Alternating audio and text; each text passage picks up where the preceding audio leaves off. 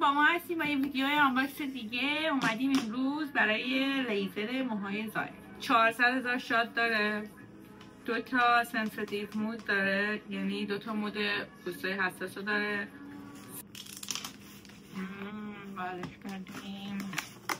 بازش کردیم. با اینم کیف داره. آفرین آدمای درست. یه سری چیزایی هم توش داره. این که دفترچشه، اینم بازم دفترچه.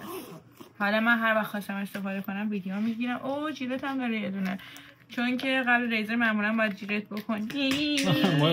اوه اینم 2 تا سر داره، برای صورت یه سر جدا داره، اینم برای بدنه. اوه کجا میدونی اینو تحقیق کردم. اوکی. فکر می‌کنم روی این یه چیزایی می‌نویسه. پشتش نشون بده. نه بغلش ببین چیه. استفاده کنیم. این که جای شارژرشه. چه خوشگله، ولی اینم هم رنگمونه.